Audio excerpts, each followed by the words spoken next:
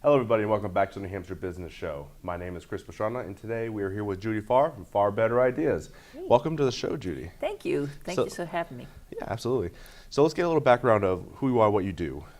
Okay, so my name is Judi Farr. I was actually born here in New Hampshire, and I entered the energy consulting field probably 4 or 5 years ago with residential electricity.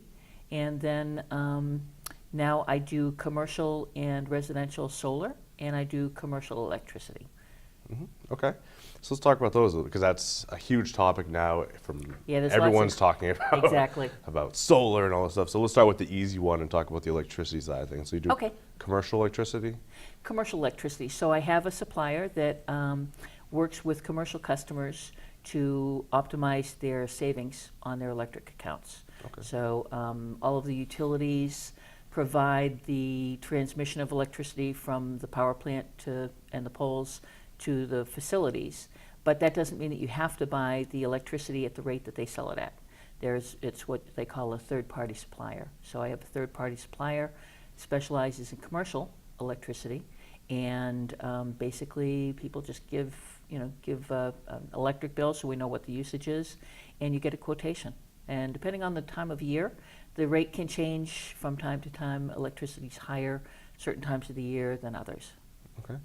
And typically that helps people get better rates, I'm taking it? Definitely, Okay. yeah. Yeah, I mean, it can range from a couple of pennies per kilowatt hour, which doesn't seem like much, but on a commercial account, that can mean thousands of dollars saved every month or definitely every year. So it's a good thing to go ahead and quote a third-party provider. That's pretty cool. So yeah, that's pretty good for a commercial. Let's talk solar. Okay. I wanted to get the other one out of the way. Now we can get Yeah. into the fun part. For people who don't know, what is solar power? Solar power. Okay, so some people will have heard of thermal solar, which is the solar. There's several panels on your roof, and it heats your hot water. Okay. So that's one. And then the one that everybody is talking about now is solar PV. That's photovoltaic, and basically it is put on there are panels that have different cells in them, and they're put on your roof or in some applications on the ground. If you don't have enough roof area, that is south-facing or southwest-facing. Okay. And that generates DC electricity, which then is converted into AC electricity, which your house can run on. So it can either replace your entire electric bill or just supplement it, depending on how much electricity you have, and if you've got enough roof to go ahead and supplement that. Okay. And you said it's commercial and residential? Commercial and residential, yep. Okay. Yep, so, go ahead. Oh, so I was going to say, are there big differences between the two? Because I'm assuming... No, it's actually the same systems. The only thing that might change is on a big facility, for instance, if you've got a 100 kilowatt system, which is a very big system, you might have 4 or 5 inverters in the basement that actually convert the electricity from DC to AC, as opposed to a house application which will have one inverter. So it goes through this unit, if you will, in your basement or in a storage room, and it converts. And then normally, for instance, on a summer day, you're going to generate, I'll do residential to begin with, you're going to generate with your solar system more electricity than you're going to use that day. So that's where the net metering with the utilities comes in, because when you go ahead and have a system put in, then we get permission from the utility, tell them, hey, we're going to have a solar system on this house, and they give you an interconnect study permission and put you into the net metering program. So say today was a beautiful, bright, sunny day. Yeah. Your system might generate 100 kilowatts of energy. You're at home, you're doing your home business, or you're just rumbling around the house with the kids and the TVs and electronics, and you use 25 kilowatts. The other 75 goes into the grid, and they store it there for you. So it's like a credit. It's actually not being stored because you can't store electrons. They tend to want to go to whoever's going to need them next. So, but they have a credit built up of 75. Tonight, the sun goes down. You use another 20 this evening watching TV, running the dishwasher or the washing machine. So you've got another 55 that's still on credit. So during the summer, the spring, and the fall, you generate a lot of electricity, which is then used during snowstorms and cloudy days in the winter.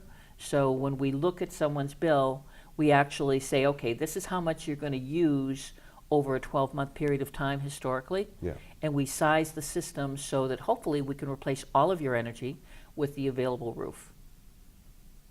Okay. So, okay, yeah, so there's a lot there. There's a lot there, yeah. So I'm assuming this probably confuses a lot of people. So, yeah. Okay. So I guess we'll start from the very beginning. We Okay. kind of have an idea. They want to put solar panels on their house. Where do they start? What do they do? Okay, so they contact someone who does solar quotations. Yeah. I know a lot about solar and kind of take it for granted that other people do because I have a solar system on my own home.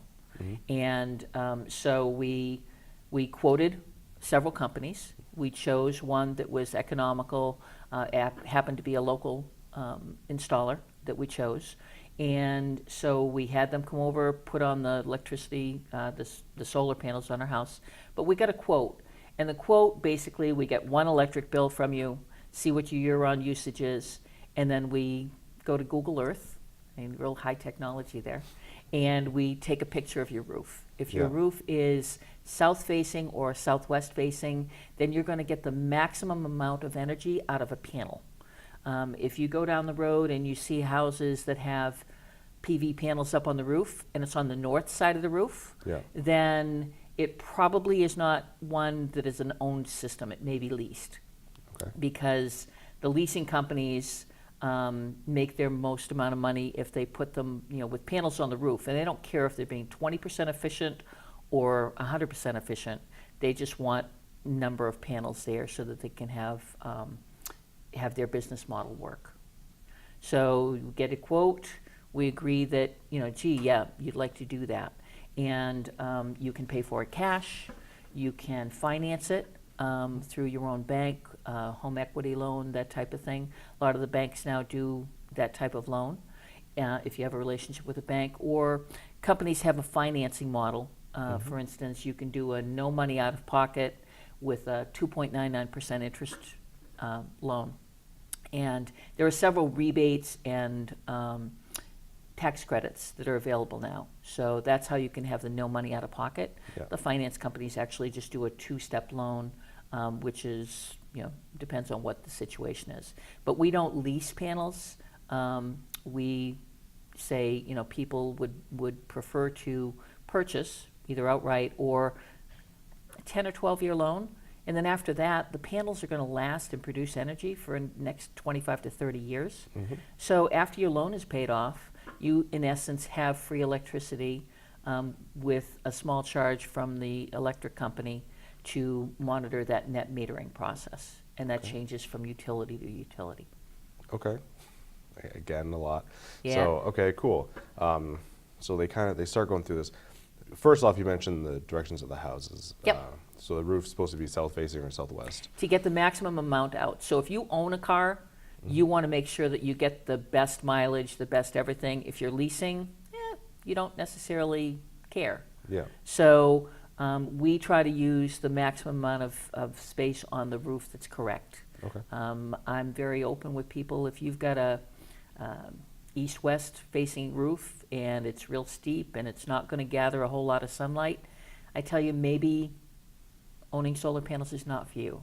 And that's, I think, the big difference of why people talk with us is because we're honest with that information. I'm not a salesperson out there trying to sell you a system.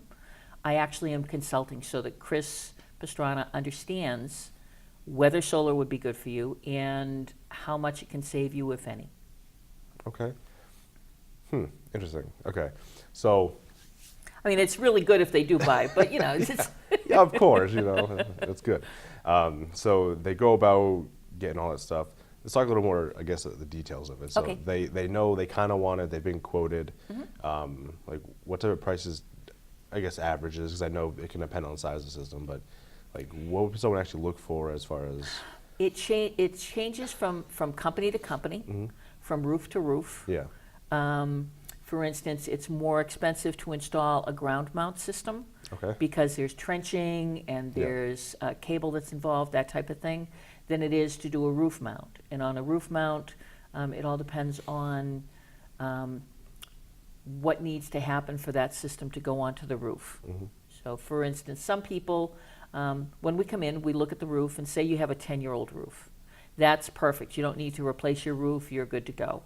If we go someplace and it's a 20 or 30-year-old roof, Yeah. and we don't know whether it's going to last that long or not. I mean, you can kind of usually tell when you look at a roof that's like that.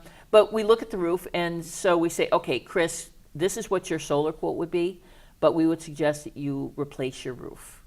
And so you say, okay, we've got to replace the roof. Yeah. And at least the portion of the roof that's underneath the panels can, the cost of that can be applied for the federal tax credit. Okay. So anything you need to do to get ready to put a system on your home, cut down some trees, add a new roof, that type of thing, can be applied to that 30% tax credit that's currently available through the federal government.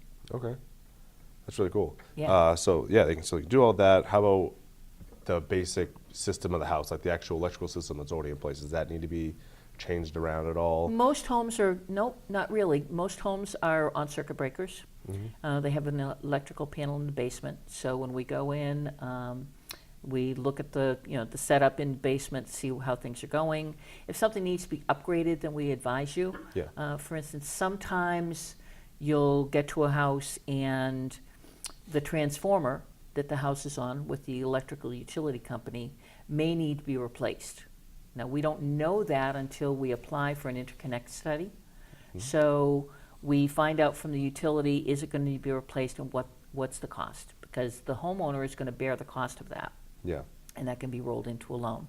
So if it's an additional $1,800 or $1,500 to replace the transformer so that it can monitor correctly, a lot of the transformers on the poles now are old. Yeah. So they need to be replaced with something that will actually facilitate the solar arrays on your home and Okay. being able to monitor it. So, there's a lot of what ifs. So I Yeah. can't really give you a standard, like it's going to cost $1,000 Yeah. per panel, because panels are in different sizes also. So it's all in it. And why would we have different size panels? Because your roof might accommodate a 60-inch tall panel, and we can maximize your roof by using 60, or you might be able to use a 72-inch. So until we actually measure the roof, do that kind of thing, I can't tell you what the quote would be. The average house has probably an 8 to a 10 kilowatt system on the normal house. Yeah. So that's usually what we're shooting for. And to get the New Hampshire state rebate residentially, then it's for a 10 kilowatt system or less. Okay. So, and that's a $2,500 rebate from the state of New Hampshire that they give you because you're doing solar and you're owning it. Cool. That's pretty cool. Yeah. So I'm kind of jumping around a little bit. That's okay. Most people I talk to do. That's the point. I'm kind of taking this as Yeah. someone who knows nothing about solar. No, I who's love going it. to ask I love questions it. that people would ask. Yeah. So we talked about every 10 years, the system's probably going to have paid itself off. It could last 20, 30 years. So let's talk about maintenance. Like actually making sure you spend all the money to put them up there, they don't go bad, or not go bad, but get damaged, or like what kind of goes into maintaining those over 20, 30 years? That's the beauty of solar. There really is no maintenance. The panels don't have any working parts. There's an optimizer that's underneath the panel, and that's what gathers the electricity from the cells when it's generated and brings it down into that inverter in the basement. Yep. So we normally put a 25-year warranty on the panels, which is the manufacturer's warranty, and then we take our optimizers and the inverter in the basement, and we quote that with a 25-year warranty. That way you know, okay, it's a 25 years. You're not having to think, okay, wait a minute, the inverter is 10 years, this is 12 years, what are we doing? So Yeah. we make it nice and easy for the homeowner so that it's 25 years. And normal payback, when you're talking business, you talk return on investment.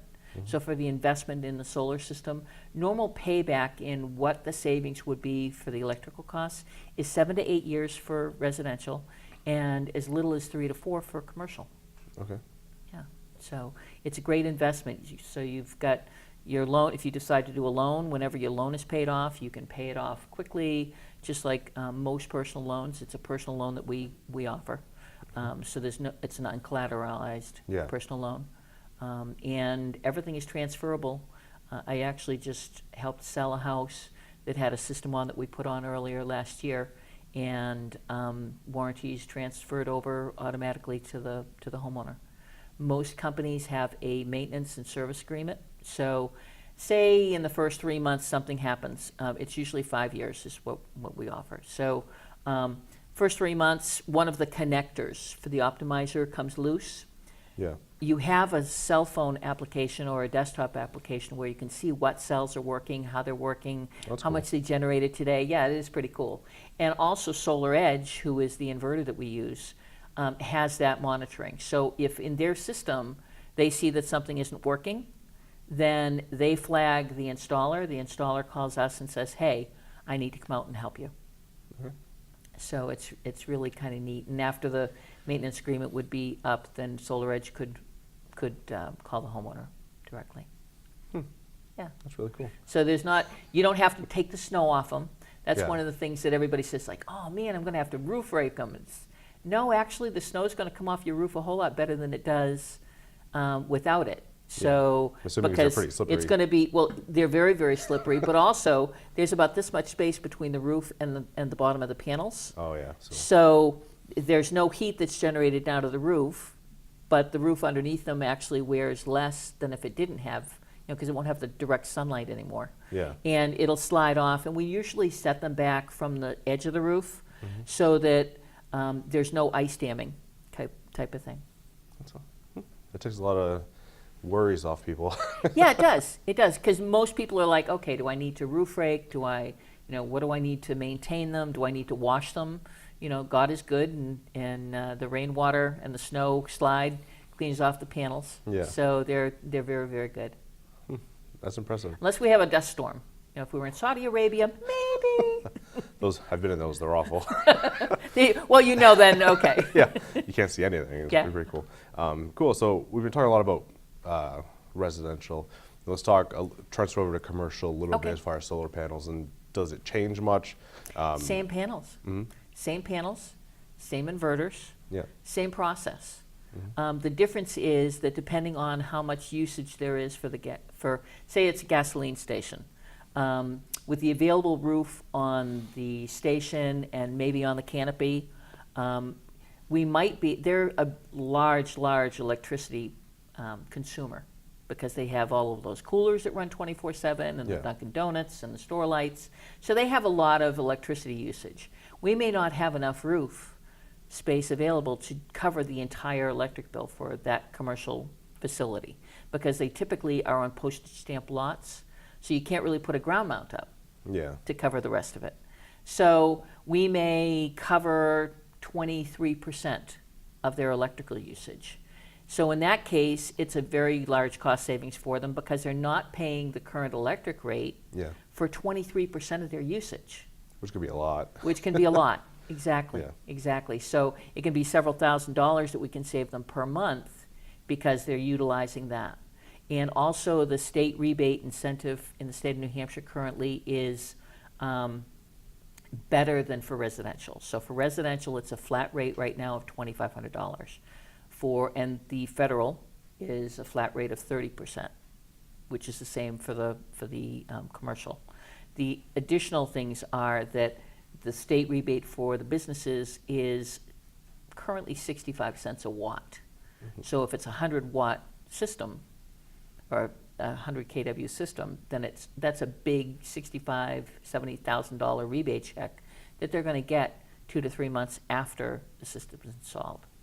So for putting on the solar, it takes out a big chunk of it. Then you've got the federal at 30%, and businesses have the advantage of also having a business depreciation, so they can, over 5 years, take the depreciation of the system. So it's a capital investment in their business, and they can take advantage of that, and if there's a state business deduction, they can do that as well. So those are CPA questions, but typically, it's almost, we'll pay you, Mr. Businessman, to put solar on your roof.